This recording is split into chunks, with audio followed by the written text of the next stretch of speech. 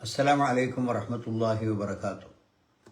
الحمد لله الصلاة والسلام على رسول الله وعلى آله وصحبه والذين اتبعوهم بإحسان إلى يوم الدين أما بعد.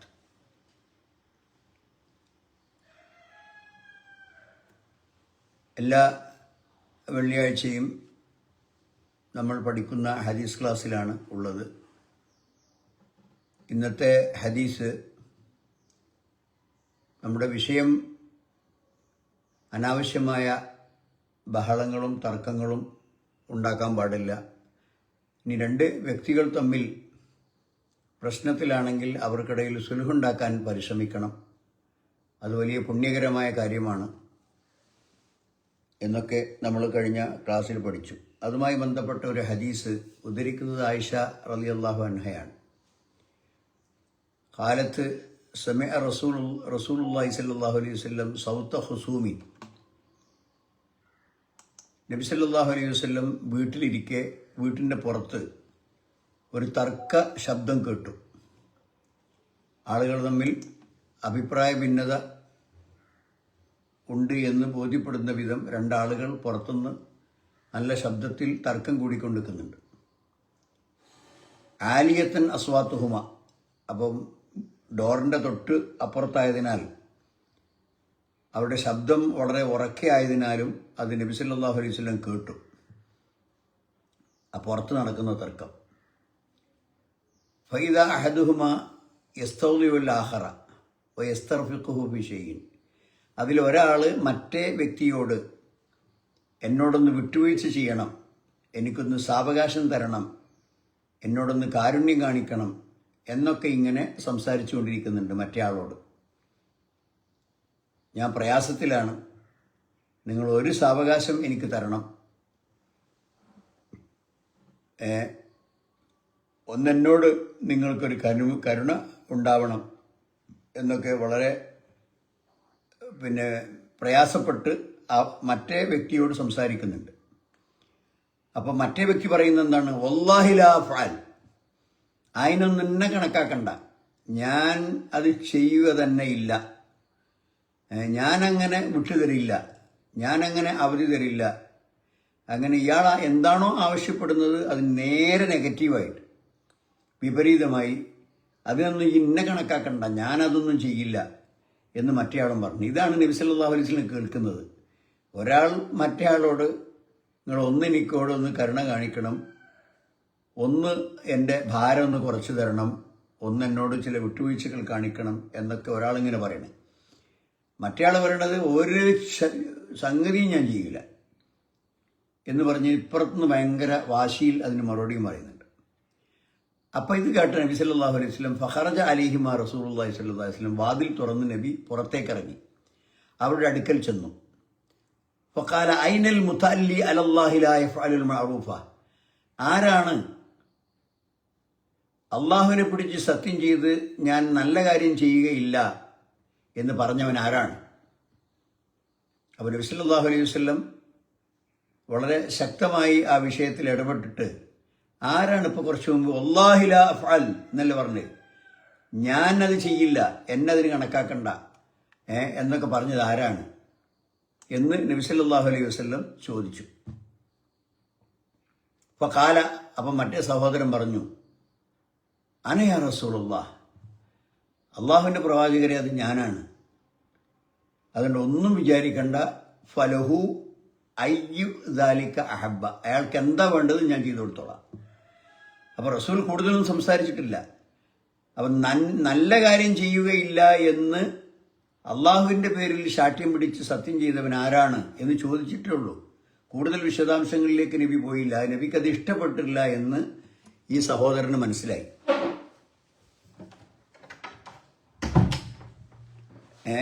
ഇദ്ദേഹത്തിന് അത് ഇഷ്ടപ്പെട്ടിട്ടില്ല എന്ന് നബി സല്ലല്ലാഹു അലൈഹി വസല്ലമക്ക് മനസ്സിലായി.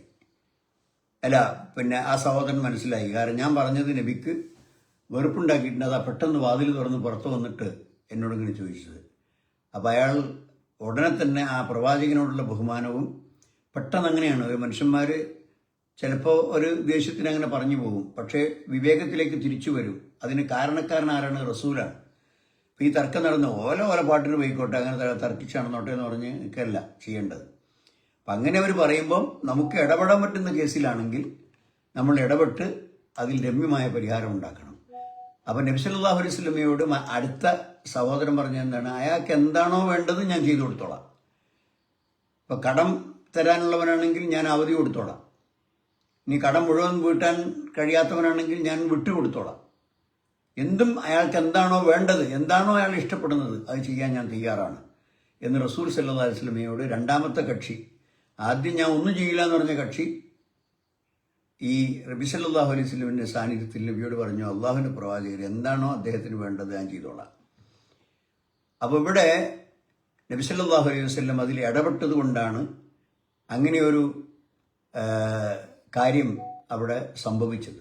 ഇതേമാതിരി തന്നെ നമ്മുടെ മുമ്പിൽ നമ്മൾ കടന്നു പോകുന്ന പല സന്ദർഭങ്ങളിലും ആളുകൾ തമ്മിൽ ഇതേമാതിരിയുള്ള ചില ബുദ്ധിമുട്ടുകളും പ്രയാസങ്ങളൊക്കെ ഉണ്ടാകുമ്പോൾ നമ്മളെ പാട്ടിന് പോകാനല്ല, അതിലൊക്കെ ഇടപെട്ടിട്ട് എങ്ങനെയെങ്കിലും നല്ല നിലക്ക് അത് പരിഹരിക്കാൻ കഴിയുന്നുണ്ടെങ്കിൽ നമ്മുടെയൊക്കെ ഒത്താശയോടുകൂടി, നമ്മുടെയൊക്കെ സഹായത്തോടുകൂടി ആ രണ്ട് വ്യക്തികൾക്ക് തമ്മിൽ യോജിപ്പുണ്ടാക്കാൻ കഴിഞ്ഞാൽ വളരെ നല്ല കാര്യമാണ് എന്നാണ് പറഞ്ഞതിൻ്റെ ഉദ്ദേശം. ഇനി ബാബു ഫളൽ അഫത്തിൽ മുസ്ലിമീന വൽ ഫുഖറായി വൽ ഖാമിലീൻ. സമൂഹത്തിൽ വ്യത്യസ്ത തരത്തിലുള്ള ആളുകളുണ്ടാവും. നല്ല സാമ്പത്തിക ശേഷി, അതുപോലെ തന്നെ ഉയർന്ന കുടുംബ മഹാത്മ്യം, അതേപ്രകാരം തന്നെ സമൂഹത്തിൽ ഉന്നത സ്ഥാനം, അങ്ങനെയൊക്കെയുള്ള ആളുകളുണ്ടാവും. എന്നാൽ ചില ആളുകൾക്ക് വലിയ കുടുംബമൊന്നും ആവില്ല. അപ്പോൾ നാട്ടിൽ അറിയപ്പെട്ട പ്രശസ്തമായ ആ കുടുംബത്തിൽ ഒരാളാണെന്ന് പറഞ്ഞാൽ തന്നെ സമൂഹത്തിലൊരു ബഹുമാനമുണ്ട്. അതൊന്നും ഉണ്ടാവില്ല. വലിയ കുടുംബമൊന്നുമല്ല, സാമ്പത്തിക ശേഷി തീരെയില്ല. ശാരീരികമായിട്ടാണെങ്കിലോ അയാൾ വലിയ ശക്തമാനോ ഫയൽമാനോ ഒന്നുമല്ല. അങ്ങനെയുള്ള പാവപ്പെട്ട ഒരുത്തൻ, സാധാരണക്കാരനായ ഒരു സാധാരണ മനുഷ്യൻ, അങ്ങനെയുള്ളവരുണ്ടാവും. അപ്പം ഇങ്ങനെ ഈ സമൂഹത്തിനിടയിൽ ഈ ബാലൻസിങ് ചെയ്യുമ്പം അത് അള്ളാഹുവിൻ്റെ ചില തീരുമാനങ്ങളാണ്. ചില ആളുകൾക്ക് അള്ളാഹു കൂടുതൽ ധനം കൊടുക്കും, ചില ആളുകൾക്ക് വലിയ കുടുംബ മഹാത്മ്യം കൊടുക്കും, ചില ആളുകൾക്ക് അള്ളാഹു ശാരീരികമായ ശേഷിയും ശക്തിയും കൊടുക്കും. ചില ആളുകളെ അള്ളാഹു സുബ്ഹാനഹു വ തആല അത്ര വലിയ കുടുംബ മഹാത്മ്യത്തിലല്ല അവരെ കൊണ്ടുവന്നിട്ടുണ്ടാവുക. അവർ ജനിച്ച കുടുംബം വളരെ താഴ്ന്ന നിലവാരത്തിലുള്ള, എന്നുവെച്ചാൽ മോശപ്പെട്ടവരെന്നതിനർത്ഥം വലിയ പേരും പ്രശസ്തിയൊന്നും ഇല്ലാത്ത കുടുംബമായിരിക്കും. ചിലപ്പോൾ അവരുടെ കയ്യിൽ പണം, അത്യാവശ്യത്തിന് കാര്യത്തിന് പോലും പണം ഒപ്പിക്കാൻ സാധിക്കാത്ത ദരിദ്രന്മാരായിരിക്കും. അപ്പം ഇങ്ങനെയുള്ള ആളുകൾ അവരാണ് യഥാർത്ഥത്തിൽ അള്ളാഹുവിൻ്റെ അടുക്കൽ ഉന്നതന്മാരായ, ഉന്നതസ്ഥാനീയരായ, പരിഗണന അറിയിക്കുന്ന ആളുകൾ. അവരാ ദുർബലന്മാരാണ്. അതുകൊണ്ട് ആ ദുർബലന്മാരെ നമ്മൾ അവഗണിക്കാൻ പാടില്ല എന്ന് നമ്മോട് നിഷ്കർഷിക്കുന്ന, നമുക്ക് നിർദ്ദേശം തരുന്ന ചില ഹദീസുകളാണ് ഇനി വരാൻ പോകുന്നത്. ഇതിൽ സൂറത്തുൽ കഹ്ഫിൽ, നമ്മളെല്ലാ വെള്ളിയാഴ്ചയും ഓതുന്ന സൂറത്തുൽ കഹ്ഫിൽ കാണാം, വസ്ബിർ നഫ്സക മഅല്ലദീന യദ്ഊന റബ്ബഹും ബിൽ ഗദാത്തി വൽ അശിയ്യി യുരീദൂന വജ്ഹഹ വലാ തഅദു ഐനാക അൻഹും.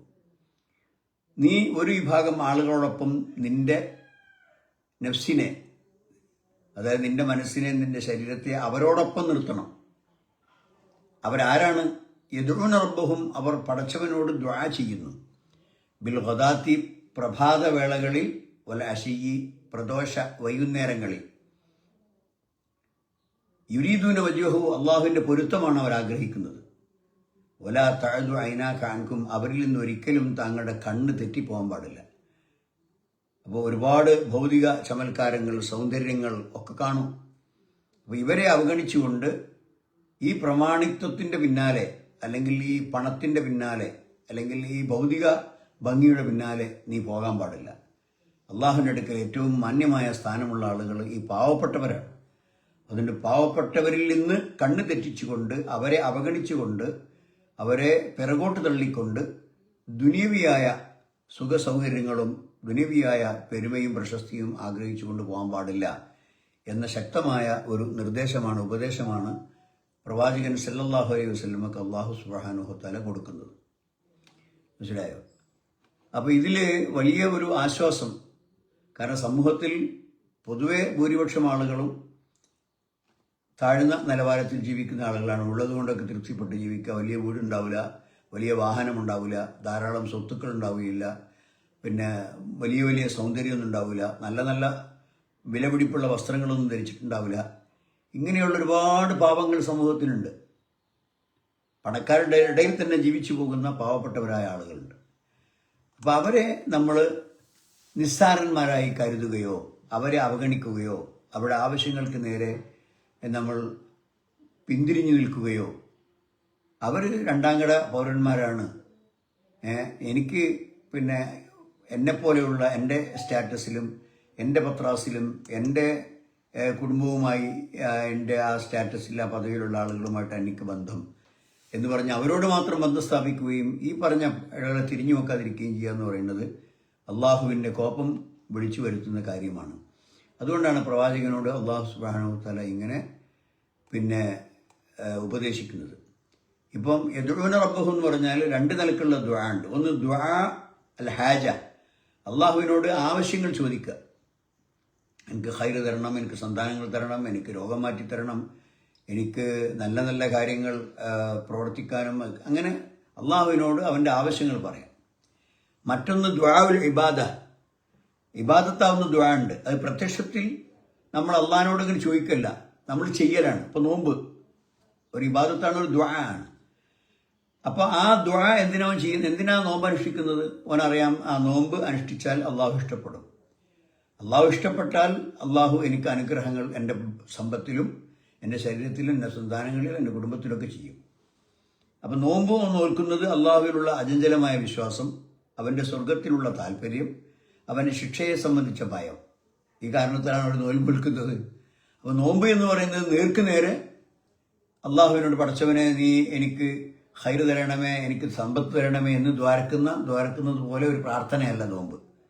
എന്നാൽ നോമ്പ് അനുഷ്ഠിക്കുന്നവൻ്റെ മനസ്സിന് അത് ഒരു ദുആ ആണ്, ഒരു പ്രാർത്ഥനയാണ്, ഒരു കീഴൊതുങ്ങലാണ്, പടച്ചവനുള്ള കീഴൊതുങ്ങലാണ്. നമസ്കാരം അങ്ങനെ തന്നെയാണ്.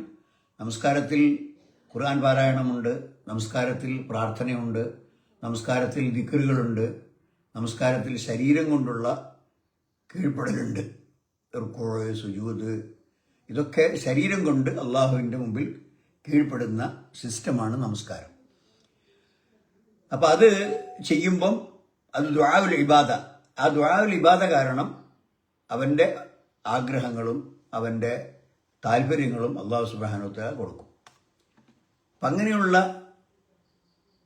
അള്ളാഹുവിനോട് പ്രാർത്ഥിച്ചും ആരാധിച്ചും കൊണ്ട് കഴിഞ്ഞുകൂടുന്ന ആളുകളോടൊപ്പം നീ അവരെ ആശ്വസിപ്പിച്ചുകൊണ്ടും അവർക്ക് നല്ല ഉപദേശങ്ങൾ കൊടുത്തുകൊണ്ട് അവരെ കൂടെ ഉണ്ടാകണം.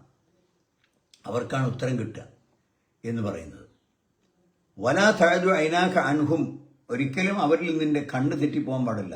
പെട്ടെന്നൊരു അലങ്കാരം കാണുമ്പോൾ, പെട്ടെന്നൊരു ഭംഗി കാണുമ്പോൾ, പെട്ടെന്നൊരു വലിയ പ്രമാണിമാരെ കാണുമ്പോൾ ഈ പാവങ്ങളെ അങ്ങ് പോയി ചിലപ്പോൾ അവരുടെ കൂടെ ആയിരിക്കും, അവരോട് സംസാരിച്ചുകൊണ്ടിരിക്കുകയായിരിക്കുക. പെട്ടെന്നാണ് നമ്മൾ വേറെ എന്തെങ്കിലും ഭൗതികമായ വലിയൊരു താല്പര്യം നമ്മുടെ മുമ്പിൽ വരുന്നത്, വലിയ പ്രമാണിമാർ വരുന്നത്. ഇവരോട് പിന്നെ ഒന്ന് ഒരു വിടവാങ്ങൽ പോലും നടത്താതെ, അവരോടൊന്ന് സലാം പറഞ്ഞു പോലും പിരിയാതെ പെട്ടെന്ന് ആ പ്രമാണിത്വത്തിൻ്റെ പിന്നാലെ അങ്ങനെ പോവുക, അതൊന്നും പാടില്ല. അത് കണ്ണ് തന്നെ അവരിൽ നിന്ന് തെറ്റിപ്പോകാൻ പാടില്ല എന്നാണ് റസൂലിന് കൊടുക്കുന്ന ഉപദേശം. അപ്പം വേറെ സ്ഥലത്ത് നമുക്ക് ഒരായത്ത് ഇങ്ങനെ കാണാം, വലാ തമുദ്ദന്ന ഐനൈക ഇലാ മത്തഅനാ ബിഹി അസ്വാജൻ മിൻ സഹറത്തിൽ ഹയാത്തി ദുനിയ. നാം ഈ ദുനിയാവിൽ അലങ്കാരമാക്കി വെച്ച ഭൗതിക ഭംഗികളുണ്ടല്ലോ, അതിന് അള്ളാഹ് തന്നെ പേരിട്ട് സഹ്റ എന്നാണ്. സഹറത്തുൽ ഹയാത്തി ദുനിയ, ദുനിയാവിൻ്റെ ഭംഗി. സഹറത്ത് എന്ന് പറഞ്ഞാൽ വാക്കിൻ്റെ അർത്ഥം പൂവെന്ന. അപ്പം ഏറ്റവും ദുർബലമാണ് പൂവുകൾ. നിങ്ങൾക്കറിയാം, പൂവ് വിരിഞ്ഞാൽ കുറച്ച് സമയം അതിങ്ങനെ വിരിഞ്ഞിങ്ങനെ നിൽക്കും ശോഭയോടെ, കുറച്ച് സമയം അതിൻ്റെ സുഗന്ധമുണ്ടാകും, പിന്നെ അതിൻ്റെ ഇതളുകൾ വാടാൻ തുടങ്ങും, പിന്നെ അതിൻ്റെ നെട്ടികൾ കുഴയും, പിന്നെ അത് താഴത്തേക്ക് വീഴും, പിന്നെ അവിടെ കിടന്നത് വെയിൽ കൊണ്ട് ഉണങ്ങിപ്പോവും, പിന്നെ മൃഗങ്ങളും ആളുകളും ഒക്കെ മേൽ ചവിട്ടി നടക്കും. അപ്പം അത്ര ചുരുങ്ങിയ ഒരു ആയുഷ്കാലമാണ് ഒരു പൂവിനുള്ളത്. ഇത് തന്നെയാണ് ദുനിയാവിൻ്റെ അവസ്ഥ.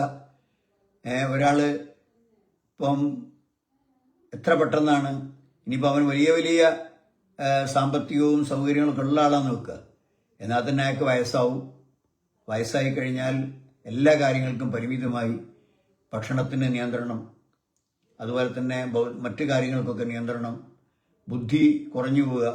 ബുദ്ധി വളരെ ഉഷാറായി പൂർണ്ണമായതിന് ശേഷം പിന്നെ ഒക്കെ മറന്നുപോവുക, ഒരു കാര്യവും ഓർത്തെടുക്കാൻ കഴിയുന്നില്ല, സ്വന്തം സന്താനങ്ങളെ പോലും തിരിച്ചറിയാൻ കഴിയാത്ത അവസ്ഥ, ഇതൊക്കെ മനുഷ്യ ജീവിതത്തിൽ വരും. ഇതൊക്കെ ഇതൊക്കെ ദുനിയാവിൻ്റെ സ്ഥിതികളാണ്. പരലോകത്ത് അങ്ങനെയൊന്നുമില്ല. പരലോകത്ത് എന്നും യുവത്വമാണ്, അവിടെ വാർദ്ധക്യമില്ല. നമ്മൾ മനസ്സിലാക്കേണ്ടത്. അപ്പോൾ ഇവിടെ ഈ ദുനിയാവിൽ ഓരോ അവസ്ഥകൾക്കനുസരിച്ച് മനുഷ്യജീവിതം ഇങ്ങനെ മാറിക്കൊണ്ടിരിക്കും.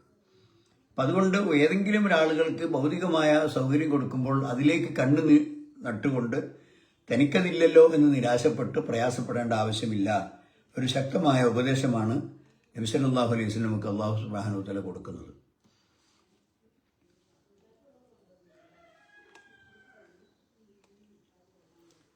അടുത്ത ഹദീസ് ഹാരിസത്ത് ബിൻ വഹബ് റളിയല്ലാഹു അൻഹു ഉദ്ധരിക്കുന്ന ഹദീസാണ്. സമീഅതു റസൂലുള്ളാഹി സ്വല്ലല്ലാഹു അലൈഹി വസല്ലം യഖൂലു അലാ ഉഖ്ബിറുക്കും ബി അഹ്ലിൽ ജന്ന. നബി സല്ലല്ലാഹു അലൈഹി വസല്ലം സഹാബത്തിനോട് പറയാണ്, സ്വർഗത്തിൽ പോകുന്ന ആളുകൾ ആരാണ് എന്ന് ഞാൻ നിങ്ങൾക്ക് പറഞ്ഞു തരട്ടെ. അഹ്ലുൽ ജന്ന ആരാണ്, സ്വർഗക്കാരാരാണ് എന്ന് പറഞ്ഞു തരട്ടെ. കുല്ലു ദഈഫിൻ, എല്ലാ ദുർബലനും, മുതളഅഫിൻ, അതായത് ദൗർബല്യത്തിൻ്റെ എല്ലാ ലക്ഷണങ്ങളും ഉള്ള ദുർബലനായ പാവപ്പെട്ടവനാണ്. എന്നാൽ ലൗ അഖ്സമ അലല്ലാഹില അബറഹു, അയാൾ അള്ളാഹുവിനോട് ഒരു കാര്യം സത്യം ചെയ്ത് പറഞ്ഞാൽ, അള്ളാഹുവിനെ മുൻനിർത്തി അള്ളാഹുവിൽ പൂർണ്ണമായ ദൃഢവിശ്വാസത്തോടു കൂടി അങ്ങനെ സംഭവിക്കും, അങ്ങനെയാണ് എന്ന് ഞാൻ പ്രതീക്ഷിക്കുന്നു എന്നൊക്കെ അയാൾ പറഞ്ഞാൽ, അള്ളാഹുവിനെ ഏറ്റവും ഇഷ്ടപ്പെട്ട തഖ്വയുള്ള അള്ളാഹുവിനെ പേടിയുള്ള ഒരു നല്ല മനുഷ്യൻ അള്ളാഹുവിനെ മുൻനിർത്തിക്കൊണ്ട് അങ്ങനെ ഒരു സത്യം ചെയ്താൽ അള്ളാഹു അത് എങ്ങനെയെങ്കിലും പൂർത്തിയാക്കി കൊടുക്കും. അവൻ്റെ പ്രതീക്ഷ, അവൻ്റെ ആഗ്രഹം, അവൻ്റെ താല്പര്യം എന്ത് നടക്കണമെന്നാണോ ആ താല്പര്യം അള്ളാഹു സംഭവമാക്കി യാഥാർത്ഥ്യമാക്കി കൊടുക്കും. എന്നാൽ അഹങ്കാരം നടിക്കുകയും അള്ളാഹുവിനെ ധിക്കരിക്കുകയും ചെയ്ത ആളാണെങ്കിലോ അള്ളാഹു അവൻ്റെ എല്ലാ നല്ല കാര്യങ്ങളും നശിപ്പിക്കുന്നത് മാത്രമല്ല, അവന് നരകം വിധിക്കും. ഇത് ആണ് പ്രധാനപ്പെട്ട കാരണം. അപ്പോൾ നബി സല്ലല്ലാഹു അലൈഹി വസല്ലം പറഞ്ഞു, സ്വർഗ്ഗക്കാരായ ആളുകൾ എന്ന് പറഞ്ഞാൽ ദുർബലന്മാരാണ്. അള്ളാഹുവിൻ്റെ പേരിൽ അവൻ എന്തെങ്കിലും ഒരു സത്യം ചെയ്ത് പറഞ്ഞാൽ അള്ളാഹു അത് പൂർത്തിയാക്കാൻ ഉള്ള സഹായം ചെയ്തു കൊടുക്കും. അലാ ഉഖ്ബിറുക്കും ബി അഹ്ലിന്നാർ, നരകക്കാരായ ആൾ ആരാണ് എന്ന് പറഞ്ഞു തരട്ടെ. കുല്ലു ഉതുല്ലിൻ, വളരെ പരുഷമായി പെരുമാറുന്നവൻ, ഈ അഹങ്കാരി. ജവ്വാലിൻ, ഒരുപാട് നന്മകൾ ഒരുമിച്ച് കൂട്ടും, ആർക്കും ഒന്നിട്ട് കൊടുക്കൂല, അങ്ങനെയുള്ളവൻ ജവ്വാലുണ്ട്. അതേമാതിരി തന്നെ വളരെ വൃത്തികെട്ട സ്വഭാവശീലങ്ങളുള്ള, അഹങ്കാരം നടിക്കുന്ന എന്നൊക്കെയാണ് ജവ്വാലിനർത്ഥം. മുസ്തക്ബിരിൻ, അഹങ്കാരമുള്ളവൻ. അപ്പം ഇവരാണ് നരകത്തിൻ്റെ ആളുകൾക്കുള്ള ചില ക്വാളിറ്റീസ്. അവരെന്താണ്? അവരെപ്പോഴും ദുസ്വഭാവികളായിരിക്കും, തീരെ ക്ഷമയുണ്ടാവുകയില്ല, എല്ലാറ്റിനോടും അക്ഷമ കാണിക്കും. ക്ഷമിക്കേണ്ട ക്ഷമ അവലംബിച്ചാൽ അള്ളാഹു ആ പ്രയാസങ്ങൾ നീക്കിത്തരും. പക്ഷെ അതിനോന് ക്ഷമ ഉണ്ടാവില്ല, അവൻ ശാപവാക്കുകൾ പറയും. അതേപ്രകാരം തന്നെ എല്ലാറ്റിനെയും ശപിച്ചുകൊണ്ടിരിക്കും, കുറ്റം പറഞ്ഞുകൊണ്ടിരിക്കും, അങ്ങേയറ്റത്തെ ദേഷ്യത്തോടു കൂടി പെരുമാറും, അഹങ്കാരം കാണിക്കും. ഇവരാണ് നരകത്തിൽ കടക്കുക. സ്വർഗത്തിൽ കടക്കുക വളരെ വിനയത്തോടെയുള്ള ആളുകൾ, പാവപ്പെട്ടവരായ ആളുകൾ, സ്വന്തം ജീവിതത്തിന് തന്നെ കഷ്ടപ്പെടുന്ന ആളുകൾ. എന്നാൽ അവരുടെ അനീതി ചെയ്യുന്നില്ല, ഒരാളുടെ മുതൽ മോഷ്ടിച്ചെടുക്കുന്നില്ല, തൻ്റെ ഭൗതിക സുഖം നന്നാക്കാൻ വേണ്ടി വേറൊരിടത്തിനെ ആക്രമിക്കുന്നില്ല, ഉള്ളത് കൊണ്ട് തൃപ്തിപ്പെട്ട് ആരോടും ഒന്നും തർക്കത്തിനോ കാര്യങ്ങൾക്കൊന്നും പോകാതെ തനിക്ക് കിട്ടിയ സൗകര്യങ്ങൾ കൊണ്ട് അതിൽ സമ്പൂർണ്ണമായി തൃപ്തിപ്പെട്ട് പ്രയാസങ്ങളൊക്കെ ക്ഷമിച്ച് അങ്ങനെ ജീവിക്കുന്ന ആൾ, അവരാണ് സ്വർഗാവകാശികൾ. ഇവിടെ ദുർബലന്മാരും അതുപോലെ തന്നെ അവശത അനുഭവിക്കുന്നവരും പാവപ്പെട്ടവരുമാണ് സ്വർഗത്തിൽ അധികം ഉണ്ടാവുക എന്നാണ് നബി സല്ലല്ലാഹു അലൈഹി വസല്ലം പറഞ്ഞതിൻ്റെ അർത്ഥം. എന്നാൽ ഇങ്ങനെയുള്ള പാവപ്പെട്ടവർ, അവർ അള്ളാഹുവിലുള്ള ദൃഢമായ വിശ്വാസപ്രകാരം അള്ളാഹുവിൻ്റെ പേരിൽ സത്യം ചെയ്തൊരു കാര്യം പറഞ്ഞാൽ അത് ഭൂമിയിൽ നടക്കുക ചെയ്യും. ഉദാഹരണത്തിന് നബി സല്ലല്ലാഹു അലൈഹി വസല്ലമിൻ്റെ കാലത്ത് റബീ ബിൻത് നളർ,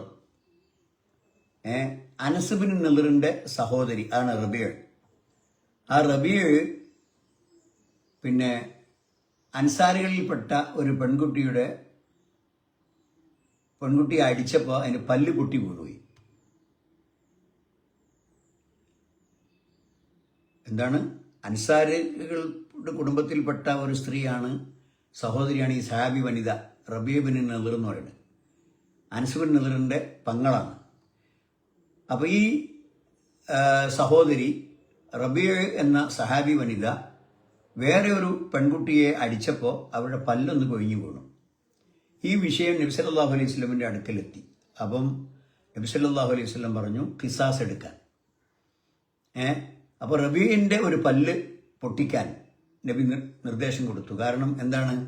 വകതബ്ന അലൈഹിം അന്നൻ നഫ്സ ബിൻ നഫ്സി വൽ ഐന ബിൽ ഐനി വസിന്ന ബി സിന്നി എന്നൊക്കെ പറഞ്ഞ് ഖുർആൻ അങ്ങനെയാണല്ലോ. പ്രതിക്രിയ നടപടി എടുക്കുമ്പോൾ കണ്ണിന് കണ്ണ്, പല്ലിന് പല്ല്, അതുപോലെ തന്നെ ആളെ കൊന്നാൽ അതിന് പകരം ആളെ കൊല്ലൽ, ഇങ്ങനെയുള്ള അതിനാണ് ഖിസാസ് എന്ന് പറയുക, പ്രതിക്രിയ നടപടി എന്ന് പറയും.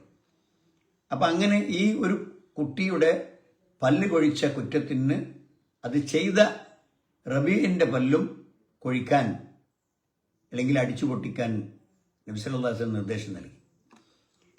അപ്പോൾ അനസ് ബിൻ നളിർ ഇതറിഞ്ഞു. അപ്പോൾ അദ്ദേഹം പറഞ്ഞു വല്ലാഹി യാ റസൂലല്ലാഹ് ലാ തുകസ്സർ സനിയത്തുർ റബീഅ, റബീഇൻ്റെ പല്ല് പൊട്ടുകയില്ല, റബീഇൻ്റെ പല്ല് ആരും അടിച്ചു കൊഴിക്കുകയില്ല എന്ന് അള്ളാഹുവിനെ പിടിച്ച് അദ്ദേഹം സത്യം ചെയ്ത് പറഞ്ഞു. അപ്പോൾ നബി സല്ലല്ലാഹു അലൈഹി വസല്ലം പറഞ്ഞു യാ അനസ് കിതാബുല്ലാഹി അൽ ഖിസാസ്, പ്രതിക്രിയ നടപടി ചെയ്യണം എന്നാണല്ലോ ഇസ്ലാമിൻ്റെ നിർദ്ദേശം. അപ്പം അതുകൊണ്ട് ഇവിടെ റബീഇൻ്റെ പല്ല് പൊട്ടിക്കില്ല നിവൃത്തിയില്ലല്ലോ എന്ന് അനസിനോട് പറഞ്ഞു. അപ്പോഴും അദ്ദേഹം പറഞ്ഞു വല്ലാഹി ലാ തുകസ്സർ സനിയത്തുർ റബീഅ, റബീഇൻ്റെ പല്ല് ഒരിക്കലും പൊട്ടൂല എന്ന് അയാൾ അള്ളാഹിനെ പിടിച്ച് സത്യം ചെയ്തു പറഞ്ഞു. ഇത് ഇദ്ദേഹത്തിന് അള്ളാഹുവിൻ്റെ വിധി നടപ്പാക്കരുതെന്നോ ഇസ്ലാമിൻ്റെ വിധി അതേപ്രകാരം പാലിക്കപ്പെടുന്നു എന്നല്ല. അള്ളാഹുവിലുള്ള അജഞ്ചല വിശ്വാസം, അതിന് മറ്റൊരു പോംവഴി, ഇനി മറ്റ് പല പോംവഴികളുണ്ടല്ലോ. റബീഇൻ്റെ പല്ല് അടിച്ചു കൊഴിക്കാതെ തന്നെ ഈ പ്രശ്നത്തിന് പരിഹാരമുണ്ട്. എന്താ പ്രശ്നത്തിന് പരിഹാരം? ഈ പെൺകുട്ടിയുടെ കുടുംബം, ഈ പെൺകുട്ടിയുടെ രക്ഷിതാക്കൾ അത് സാരമില്ല, അത് ഞങ്ങൾ റബീഇന് വിട്ടുകൊടുത്തിരിക്കുന്നു, അവരുടെ പല്ല് അടിച്ചു കൊഴിക്കേണ്ടതില്ല എന്ന് മാപ്പ് കൊടുത്താൽ, പിന്നെ പല്ല് കൊഴിക്കേണ്ട കാര്യമില്ലല്ലോ, മാപ്പ് കൊടുത്താൽ മതി. ഇപ്പം ഒരാളെ കൊന്നു, അയാളെ തലവെട്ടാൻ വേണ്ടി കൊണ്ടുപോയി ഇരുത്തുന്നു, കൊന്നതിൻ്റെ പേരിൽ കോടതിയിലൊക്കെ എല്ലാ വ്യവഹാരങ്ങളും കഴിഞ്ഞ് ഇവൻ കൊലയാളിയാണ് എന്ന് തെളിയുമ്പം അയാളെ എന്ത് ചെയ്യുന്നു? ശിക്ഷ നടപ്പാക്കാൻ വേണ്ടി അയാളെ കൊണ്ടുവന്ന് ഇരുത്തുന്നു. അങ്ങനെ ആരാച്ചാർ വാളൂരി പിടിച്ച് അയാളെ കൊല്ലാൻ വേണ്ടി ശ്രമിക്കുന്ന ആ അവസാന നിമിഷത്തിൽ കൊല്ലപ്പെട്ട സഹോദരൻ്റെ കുടുംബക്കാർ ഓടി വന്ന് ഇല്ല, അയാളെ കൊല്ലേണ്ടതില്ല, ഞങ്ങൾ അയാൾക്ക് മാപ്പ് കൊടുത്തിരിക്കുന്നു എന്ന് പ്രഖ്യാപിച്ചാൽ പിന്നെ മറ്റേ ആൾക്കാളെ കൊല്ലാൻ പറ്റില്ല. അവർ മാപ്പ് കൊടുക്കുക എന്നുള്ളതാണ് അന്തിമമായി അതിൻ്റെ ഏറ്റവും പ്രധാനപ്പെട്ട വശം. അവർ മാപ്പ് കൊടുത്തിട്ടില്ലെങ്കിൽ വേറെ ആർക്കും അതിലിടപെടാൻ പറ്റില്ല, അത് അയാളെ കൊല്ലുന്നെ ചെയ്യും. ഇങ്ങനെ എത്രയോ സംഭവങ്ങൾ ഇപ്പോൾ സൗദി അറേബ്യയിൽ നിന്നൊക്കെ നമ്മൾ റിപ്പോർട്ട് കേൾക്കുന്നുണ്ട്. കൊല്ലാൻ വേണ്ടി കൊണ്ടുവന്ന് ഇരുത്തി ലാസ്റ്റ് നിമിഷത്തിൽ അയാളെ തലവെട്ടാൻ വേണ്ടി പോകുന്ന അവസരത്തിൽ കൊല്ലപ്പെട്ടവൻ്റെ ബന്ധുക്കൾ ഓടി വന്നില്ല, ഞങ്ങളയാൾക്ക് മാപ്പ് കൊടുത്തിരിക്കുന്നു, അയാളെ ഇനി കൊല്ലേണ്ടതില്ല എന്ന് പറഞ്ഞാൽ അയാൾ ആരാച്ചാർ വാളെടുത്തിട്ട് അയാളെ ഉറയിലിടും, അയാൾ പോവും. അങ്ങനെ പോലീസുകാരൊക്കെ അയാളെ എഴുന്നേൽപ്പിച്ച് എല്ലാവരും മബ്രൂക്കും പ്രാർത്ഥനയും ദുആയും, പിന്നെ ഒരു ഭയങ്കര ദിക്റാണ്, അല്ലാഹു അക്ബറും തക്ബീറുകളാണ്. കാരണം അപ്രതീക്ഷിതമായ ഒരു കാര്യം അവിടെ സംഭവിക്കുന്നത്. ഒരു നിമിഷം കഴിഞ്ഞാൽ അയാളെ തല വെട്ടിപ്പോവും. ആ നിമിഷത്തിൻ്റെ അർദ്ധനിമിഷത്തിൽ വന്നുകൊണ്ടാണ് ആ കൊല്ലപ്പെട്ടവൻ്റെ കുടുംബം അയാൾക്ക് മാപ്പ് കൊടുക്കുന്നത്. ഇത് അള്ളാൻ്റെ ഒരു തഖ്ദീറാണ്, ലോകത്ത് വേറെ ആർക്കും സാധിക്കുക. അള്ളാഹ് അങ്ങനെ കണക്കാക്കിയിട്ടുണ്ട്. ആ നിമിഷത്തിൽ മറ്റവരുടെ മനസ്സിൽ നല്ല തോന്നലുണ്ടായി, അവരൊന്ന് മനുഷ്യന് മാപ്പ് കൊടുത്തു. ഇതേ പ്രകാരം ഇവിടെ റബീഇൻ്റെ ഈ പല്ല് കൊഴിക്കാതിരിക്കാൻ ഈ പല്ല് കൊഴിഞ്ഞ പെൺകുട്ടിയുടെ കുടുംബത്തിന് തോന്നിയാൽ അത് മതി. അപ്പം അതാണ് ഇവിടെ സംഭവിച്ചത്. അവർ എന്താണ്, ആ പെൺകുട്ടി, പല്ല് നേരത്തെ നഷ്ടപ്പെട്ട പെൺകുട്ടിയുടെ കുടുംബം റബീഇന് മാപ്പ് കൊടുത്തു. അങ്ങനെ മാപ്പ് കൊടുത്തപ്പോൾ ഇവിടെ പല്ല് കൊഴിക്കുക എന്ന പ്രതിക്രിയ നടപടി ഇല്ലാതെയായി മാറി. അപ്പോഴാണ് നബി സല്ലല്ലാഹു അലൈഹി വസല്ലം പറഞ്ഞത് എന്താണ്, ഇന്ന മിൻ ഇബാദില്ലാഹി മൻ ലോ അഖ്സമ അലല്ലാഹി ല അബറഹു. ഇപ്പോൾ പറഞ്ഞതാണത്. ഈ അനസിൻ്റെ ഈ ദൃഢമായ നിലപാടല്ല, ദൃഢമായ നിലപാടെന്താ? അള്ളാഹുവാണ് സത്യം, റബീന്റെ പല്ല് രക്ഷപ്പെടും, അത് കൊഴിക്കപ്പെടുകയില്ല എന്നയാൾ പറഞ്ഞപ്പോൾ അത് അള്ളാഹുവിൻ്റെ ഏറ്റവും സാലിഹായ ഒരു അടിമയാണ്. നദറിന് അനസുബിന് നദർ എല്ലാവർക്കും അറിയാലോ, യുദ്ധത്തിൽ പിന്നെ രക്തസാക്ഷിയായി മരിച്ചൊരു മനുഷ്യനാണ് അനസുബിൻ നദർ എന്ന സഹാബി.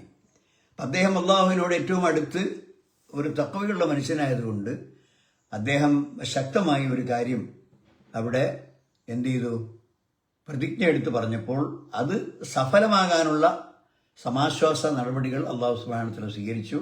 അങ്ങനെ ആ കുടുംബം ഇദ്ദേഹത്തിൻ്റെ സഹോദരിക്ക് മാപ്പ് കൊടുത്തു. എന്നാൽ വേറൊരു സംഭവമുണ്ട്. എന്താണ് ആ സംഭവം? ഒരാള് അങ്ങനെ എല്ലാ ദിവസവും ഒരു സഹോദരൻ്റെ അടുക്കൽ കൂടി ഇങ്ങനെ നടന്നു പോകും. ആ മറ്റേ സഹോദരൻ എന്നും തെറ്റുകളിങ്ങനെ പല മഅസിയത്തും ചെയ്യുന്ന ആളാണ്. അപ്പോൾ ഇയാളിങ്ങനെ പോകുന്ന സമയത്തൊക്കെ ഇയാൾ നോക്കുമ്പോൾ ഇയാൾക്ക് എല്ലാ സമയത്തും തെറ്റ് ചെയ്തുകൊണ്ടിരിക്കുന്ന ആളാണ്. അപ്പോൾ ഇത് ഇയാൾക്ക് വളരെ മനസ്സിന് ഭയങ്കര പ്രശ്നം. എന്താണ് ഇയാളെന്നിങ്ങനെ എന്നിങ്ങനെ ഈ തെറ്റായ കാര്യം, ഈ ചെയ്യാൻ പാടില്ലാത്ത കാര്യം ഇങ്ങനെ ചെയ്തുകൊണ്ടിരിക്കുന്നതെന്നൊക്കെ മനസ്സിലുണ്ടാവും. അങ്ങനെ അയാൾ ഒരു ദിവസം പറഞ്ഞു, വല്ലാഹി ലാ യഗ്ഫിറുല്ലാഹു ലിഫുലാൻ, അള്ളാഹ് തന്നെയാണ് ആ സത്യം, ഇയാൾക്ക് ഇനി പൊറുക്കലില്ല, ഇനി ഇയാൾക്ക് അള്ളാഹുവിൻ്റെ അടുക്കൽ നിന്ന് മഗ്ഫിറത്തില്ല എന്ന് ഇയാൾ പറഞ്ഞു. അങ്ങനെ അയാൾ പറയാൻ കാരണം എന്താണ്? സ്വന്തം ഒരു ആലോചിക്കണം, ആരാണ് അള്ളാഹ്, ആർക്കാണ് പുറത്തു കൊടുക്കുക, ആർക്കാണ് ശിക്ഷിക്കുക എന്നൊന്നും നമുക്കാർക്കും പറയാൻ പറ്റില്ല. ഒരുപാട് ഉദാഹരണങ്ങൾ ചരിത്രത്തിലുണ്ട്. അപ്പോൾ അള്ളാഹു അവനുദ്ദേശിക്കുന്ന ആളുകൾക്ക് പുറത്തു കൊടുക്കും, അവനുദ്ദേശിക്കുന്ന ആളുകളെ അള്ളാഹു ശിക്ഷിക്കും. അപ്പം അങ്ങനെയുള്ള ഒരവസരത്തിൽ അള്ളാഹുവിൻ്റെ അടുക്കൽ നിന്ന് ഇവന് യാതൊരുവിധ രക്ഷയുമില്ല, ഇവൻ നരകത്തിലേക്ക് തന്നെ എന്ന് ഉറപ്പിച്ച് പറഞ്ഞ ആ മനുഷ്യൻ, അപ്പോൾ അള്ളാഹു സുബ്ഹാനഹു വ തആല അങ്ങനെ സ്വന്തം അഹങ്കാരം നടിച്ച ആ സന്ദർഭത്തിൽ അള്ളാഹു സുബ്ഹാനഹു വ തആല പറഞ്ഞു എന്നാണ് ഹദീസിലുള്ളത്, മൻ ദല്ലദി യതഅല്ല അലയ്യ, എൻ്റെ മേൽ വലിയ അഹങ്കാരം പറഞ്ഞവൻ ആരാണ്? എൻ്റെ പേരും പറഞ്ഞ് വല്ലാഹി ലാ യഗ്ഫിറുല്ലാഹു ഫുലാൻ, അള്ളാഹുവിനാക്ക് പുറത്തു കൊടുക്കൂല എന്ന് എൻ്റെ പേരും വിളിച്ചു പറഞ്ഞ് സത്യം ചെയ്തവൻ ആരാണ്? അല്ലാ അഗ്ഫിറ ലി ഫുലാൻ, ഇന്നാക്ക് ഞാൻ പുറത്തു കൊടുക്കരുത് എന്ന രൂപത്തിൽ പറഞ്ഞ ആളാരാണ്? ഖദ് ഗഫർതു ലഹു, ഞാൻ അവന് പുറത്തു കൊടുത്തിരിക്കുന്നു. വ അഹ്ബത്തു അമലക്ക, ഇങ്ങനെ അള്ളാഹു പുറത്തു കൊടുക്കുകയില്ല എന്ന് പറഞ്ഞവൻ്റെ മുഴുവൻ അമലുകളും ഞാൻ ദുർബലപ്പെടുത്തിയിരിക്കുന്നു എന്ന് അള്ളാഹു സുബ്ഹാനഹു വ തആല പറഞ്ഞു. അപ്പോൾ രണ്ടും ഫർക്കുണ്ട്. അനസ് ബിൻ നദറിനെ സംബന്ധിച്ചിടത്തോളം അദ്ദേഹം വളരെ സാലിഹായ മനുഷ്യനാണ്. അപ്പോൾ അദ്ദേഹം അള്ളാഹുവിലുള്ള അചഞ്ചലമായ വിശ്വാസം കൊണ്ട് റബീന്റെ പല്ല് അത് കൊഴിക്കപ്പെടുകയില്ല എന്ന് പറഞ്ഞു. അവസാനം അത് അങ്ങനെ തന്നെ ആവാൻ ഉള്ള സാഹചര്യങ്ങൾ അതുണ്ടാക്കി. ഇവിടെ ഒരാൾ കുറ്റം ചെയ്യുന്നു, ആ കുറ്റത്തിൽ അയാളെ ഉപദേശിക്കണം. ചിലപ്പോൾ പശ്ചാത്തലം തോന്നിയാൽ നന്നാവാൻ സാധ്യതയുണ്ട്. പക്ഷേ ഇനി ഇവന് ഒരു രക്ഷയുമില്ല, ഇവനെ അള്ളാഹ് ശിക്ഷിക്കന്നെ ചെയ്യും, ഇനി ഞാൻ അള്ളാഹ് പുറത്തു കൊടുക്കൂല എന്ന് മനുഷ്യരുടെ കൂട്ടത്തിൽ പറയാൻ ആർക്കും അവകാശമില്ല. അങ്ങനെയുള്ള ഒരു അഹങ്കാരം ഇയാൾ പ്രകടിപ്പിച്ചത് കൊണ്ട് അള്ളാഹു പറഞ്ഞു, ഞാൻ അയാളുടെ എല്ലാ കുറ്റവും പുറത്തു കൊടുത്തു, നിന്റെ എല്ലാ കർമ്മങ്ങളും ഞാൻ തള്ളിക്കളഞ്ഞിരിക്കുന്നു, അത് അസ്വീകാര്യമായി കണക്കാക്കിയിരിക്കുന്നു എന്ന് പറഞ്ഞു. അപ്പോൾ സഹോദരന്മാരെ, ഇതാണ് അവസ്ഥ. അപ്പോൾ പാവപ്പെട്ടവർക്ക് വലിയ പ്രാമുഖ്യം പടച്ചവൻ്റെ കയ്യിലുണ്ട്. നമ്മൾ ആരെയും നിസ്സാരന്മാരായി കരുതേണ്ട ആവശ്യമില്ല. അവരുടെ ധനമില്ലായ്മ കൊണ്ട്, സൗന്ദര്യമില്ലായ്മ കൊണ്ട്, തറവാടിത്തമില്ലായ്മ കൊണ്ട്, ഭൗതിക സൗകര്യങ്ങൾ വളരെ കുറഞ്ഞു പോയതുകൊണ്ട് അവരൊക്കെ മോശക്കാരാണെന്ന് നമ്മൾ ഒരിക്കലും ധരിക്കാൻ പാടില്ല. പക്ഷെ അള്ളാഹുവിനടുക്കൽ ഇതൊക്കെ ഉള്ള ആളുകളെക്കാൾ പടച്ചവനടുക്കൽ സ്വീകാര്യന്മാരായിരിക്കും എന്നൊരു വലിയ സാമൂഹ്യ പാഠം നമുക്ക് ഈ ഹദീസിൽ നിന്ന് കിട്ടുന്നു. അള്ളാഹു സുബ്ഹാനഹു വ തആല നമ്മുടെ പെരുമാറ്റത്തിലും നമ്മുടെ നിലപാടുകളിലുമൊക്കെ ഇത്തരം വിട്ടുവീഴ്ചയും നന്മയും ഒക്കെയുള്ള നല്ല മനുഷ്യന്മാരായി അള്ളാഹു സുബ്ഹാനഹു വ തആല നമ്മളെ മാറ്റട്ടെ. റബ്ബന തഖബ്ബൽ മിന്നാ ഇന്നക അൻതസ് സമീഉൽ അലീം വതുബ് അലൈനാ ഇന്നക അൻതത് തവ്വാബുർ റഹീം വആഖിറു ദഅവാനാ അനിൽ ഹംദുലില്ലാഹി റബ്ബിൽ ആലമീൻ. اللهم صل وسلم وبارك على عبدك ورسولك محمد